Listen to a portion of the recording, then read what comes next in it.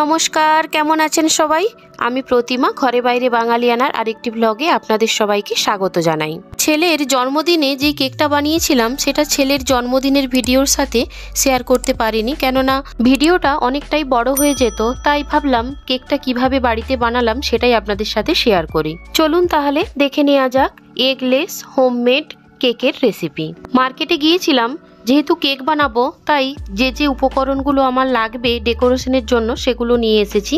Dairy milk, Milkybar, cherry, কিছুটা Pringles, essence, baking powder, cocoa powder, ময়দা, চিনি, দুধ, রিফাইন অয়েল, এগুলো তো বাড়িতেই আছে। চলুন তাহলে শুরু করা যাক আজকের কেকের রেসিপি। কেক বানানোর জন্য সবার প্রথম যেটা নিয়েছি দেখুন, একটা বাটির মাপে চিনি।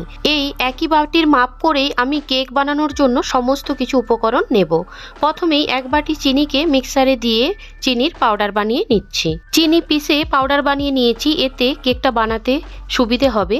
এবার এই পাউডারটাকে একটা বোলের মধ্যে নিয়ে নিচ্ছি, নিয়ে এরই উপরে দিয়ে দিচ্ছি এই বাটির মাপেরই 3 ভাগের 1 ভাগ রিফাইন তেল বা রিফাইন অয়েল। একই সাথে দিয়ে দিচ্ছি 1 বাটি পরিমাণ দুধ, যেটা ঠান্ডাও না গরমও না, নর্মাল টেম্পারেচারে রাখা দুধ। এবার আমি এই চিনি, দুধ, তেল খুব ভালোভাবে মিক্সড করে নিচ্ছি। দেখুন 1 থেকে 2 মিনিট মিক্সড করার পরেই এই দুধ, চিনি, তেলের কালারটা কিন্তু বদলে ক্রিম কালার চলে এসেছে। এবার এর মধ্যে দিয়ে দিচ্ছি ময়দা। ওই যে বাটিটা নিয়েছিলাম ওই বাটির মাপেরই আমি এখানে 1.5 বাটি ময়দা দেব। তবে প্রথমে 1 বাটি দিয়ে সেটাকে ভালোভাবে মিক্সড করে নিয়ে তারপর আমি বাকি হাফ বাটি ময়দা মিক্সড করব।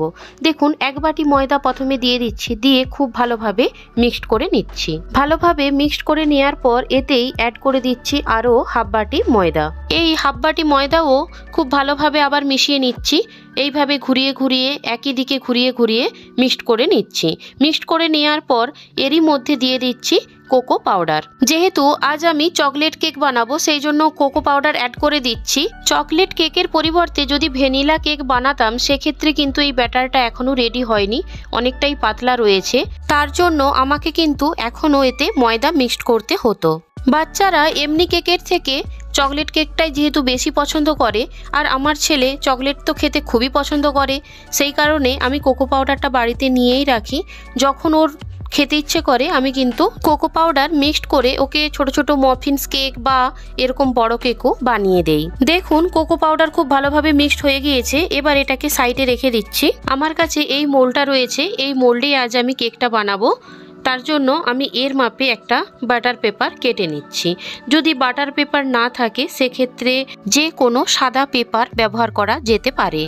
এবার আমি এই মোল্ডের মাপ করে বাটার পেপারটাকে কেটে নিচ্ছি। বাটার পেপার কেটে আমার রেডি হয়ে গিয়েছে। এবার মোল্ডের মধ্যে কিছুটা দিয়ে দিচ্ছি রিফাইন অয়েল। রিফাইন অয়েল দেওয়ার পর ব্রাশের সাহায্যে রিফাইন অয়েলটাকে খুব ভালোভাবে এই মোল্ডের গায়ে লাগিয়ে নিচ্ছি। লাগিয়ে নেওয়ার পর এর উপরে দিয়ে দিচ্ছি বাটার পেপার। বাটার পেপার দেওয়ার পরও এর উপরে আরেকটু রিফাইন্ড অয়েল দিয়ে আবারও ভালোভাবে তেল ব্রাশ করে নিচ্ছি বাটার পেপারের উপরে। দেখুন কেকের মোল্ড কিন্তু আমাদের একদম রেডি।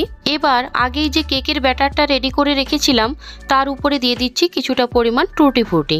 এই টুটি ফ্রুটি দিলে কেকটা খেতে ভীষণ ভালো হয়। টুটি ফ্রুটি হলো আমার ছেলের খুবই পছন্দের একটা জিনিস, যেটা কেকে দিলে তো খাই, এমনকি কেক বানানোর জন্য প্যাকেট কিনে রাখলেও সেটা থেকেও খেয়ে নেয়। টুটি ফ্রুটি মিক্সড করে নেওয়ার পর এরই ওপরে দিয়ে দিচ্ছি কিছুটা পরিমাণ এসেন্স দিয়ে আবারও খুব ভালোভাবে মিক্সড করে নিচ্ছি। এই এসেন্স দেওয়ার কারণে কেকের কালার এবং স্মেল দুটোই কিন্তু খুব ভালো আসে। এসেন্স খুব ভালোভাবে মিক্সড করে নেওয়ার পর এর উপরে দিয়ে দিচ্ছি 1 চামচ পরিমাণ বেকিং পাউডার আর 1 চুটকি খাবার সোডা। এই বেকিং পাউডার আর বেকিং সোডার ওপরে দিয়ে দিচ্ছি 3 চামচ মতন দুধ। এবার সমস্ত কিছুকে খুব ভালোভাবে মিক্সড করে নিচ্ছি। আজ আমি কেকটা নুন বা বালি কোনো কিছু দিয়েই বেক করব না, করব জল দিয়ে। তার জন্য একটা পাত্রে দেখুন জল নিয়ে নিয়েছি, তার উপরে দিয়ে দিচ্ছি একটা স্ট্যান্ড দিয়ে ঢাকনা বন্ধ করে 5 মিনিট প্রিহিট হতে দিচ্ছি। কেকের জন্য সমস্ত কিছু উপকরণ খুব ভালোভাবে মিক্সড করা হয়ে গিয়েছে। যেহেতু বেকিং পাউডার দেয়া হয়ে গিয়েছে এই মিশ্রণটাকে আর বেশিক্ষণ এভাবে রাখা যাবে না। এবার কেকের ব্যাটারটাকে দিয়ে দিচ্ছি কেক মোল্ডের মধ্যে। কেক মোল্ডের মধ্যে সমস্ত ব্যাটারটা দেওয়ার পর 1 থেকে 2 বার ভালোভাবে ট্যাপ করে নিচ্ছি। ব্যাটারের মধ্যে যদি কোনো হাওয়া বা এয়ার থাকে সেগুলো যাতে বেরিয়ে যায়। সমস্ত কিছু কমপ্লিট কেক তৈরির জন্য। এবার কেকটা বেক করে নেওয়ার পালা। 4 থেকে 5 মিনিট আগেই আমি প্রিহিট করতে দিয়েছিলাম পাত্রটাকে, তবে সেটা জল দিয়ে। এবার এর উপরে আমি কেক মোল্ডটাকে ভালোভাবে বসিয়ে দিচ্ছি। বসিয়ে দিয়ে ঢাকনা বন্ধ করে মিডিয়াম আঁচে আমি 5 মিনিট রাখছি। তারপর আমি আঁচটাকে সিম করে দেব। আপনাদেরকে দেখাই 10 মিনিট পর কেকটাকে দেখতে কেমন লাগছে। আর এটা হলো 20 মিনিট পরের অবস্থা। একদম 45 মিনিট পর ফিরে এলাম। এবার কেকটাকে আমরা চেক করে নেব কেকটা হয়েছে কিনা। তার জন্য একটা টুথপিক বা কাঠি সাহায্যে চেক করতে হবে। আমি একটা কাঠির সাহায্যে চেক করে নিচ্ছি। দেখুন কাঠিটা কিন্তু ফ্রেশ বেরিয়ে আসছে, মানে কাঠির গায়ে একটুও কিন্তু কেক লেগে যাচ্ছে না। তার মানে ভেতর থেকে কেকটা কিন্তু কাঁচা নেই, একদম পারফেক্ট কুক হয়ে গিয়েছে। কেকটাকে ঠান্ডা করার জন্য রেখেছি। একটু ঠান্ডা হয়ে গেলে কেক মোল্ড থেকে বের করব। তবে কেকটা ওপর থেকে ফেটে গিয়েছে ঠিকই, কিন্তু যথেষ্ট সফট হয়েছে। চলুন কেকটা ঠান্ডা হতে থাক, ততক্ষণে আমরা কেকের ডেকোরেশনের জন্য ব্যবস্থা করি। তার জন্য একটা পাত্রে জল বসিয়ে দিয়েছি, জলটাকে গরম হতে দিচ্ছি। যেহেতু আজ আমি একদম ঘরোয়াভাবে চকলেট কেক বানাচ্ছি, তার জন্য দেখুন আমি একটা ডেয়ারি মিল্ক নিয়ে নিয়েছি। এটাকে সবার প্রথম টুকরো টুকরো করে ভেঙে নিচ্ছি। দেখুন সমস্ত চকলেটটাকেই আমি ছোট ছোট টুকরো করে এই কারণে ভেঙে নিয়েছি যাতে খুব তাড়াতাড়ি এগুলো গলে যায়। একই রকমভাবে আমি নিয়ে নিয়েছি কিছুটা মিল্কি বার। এবার এই মিল্কি বারটাকেও ছোট ছোট টুকরো করে ভেঙে আরেকটা বাটিতে রাখছি। আজ আমি এই মিল্কি বার আর ডেয়ারি মিল্ক এই দুটো দিয়েই ডেকোরেশনটা করব। ততক্ষণে কেকটাও ঠান্ডা হয়ে গিয়েছে। এবার একটা চাকুর সাহায্যে চারপাশটা একটু হালকা করে ছাড়িয়ে নিচ্ছি। ছাড়িয়ে নিয়ে কেক মোল্ড থেকে বের করে নিচ্ছি। এরপর কেক থেকে বাটার পেপারটাকে উঠিয়ে নিচ্ছি। এখন বাজে রাত্রি 11:30।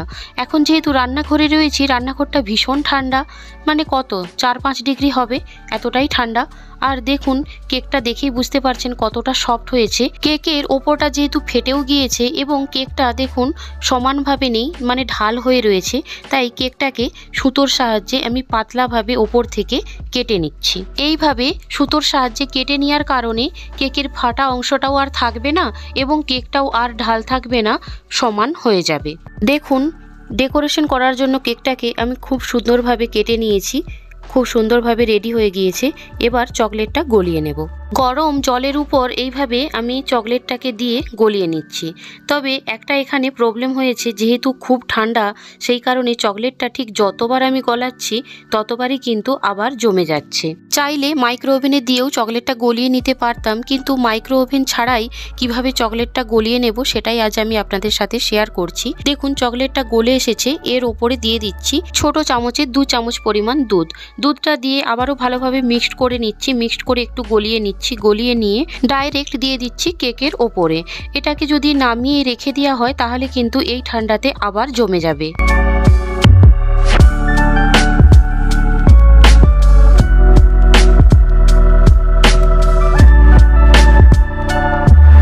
চকলেটটাকে ভালোভাবে 4 সাইডে লাগিয়ে নেওয়ার পর একই রকমভাবে গলিয়ে নিয়েছি মিল্কি বারটাকেও। এবার গলানো মিল্কি বারটা কেকের 4 সাইডে একটা চামচের সাহায্যে এইভাবে দিয়ে দিচ্ছি।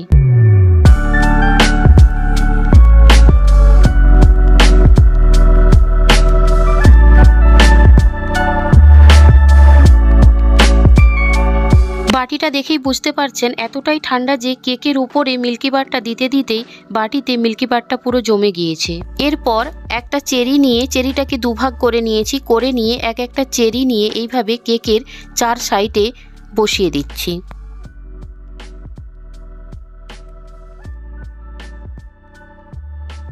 কেকের 4 সাইডে চেরি বসিয়ে দেওয়ার পর দুটো মিল্কি বার নিয়ে একটা মিল্কি বার গোটা বসিয়ে দিয়েছি, আর একটা মিল্কি বারকে ছোট বড় করে ভেঙে নিয়েছি, নিয়ে সেটাকেও বসিয়ে দিয়েছি।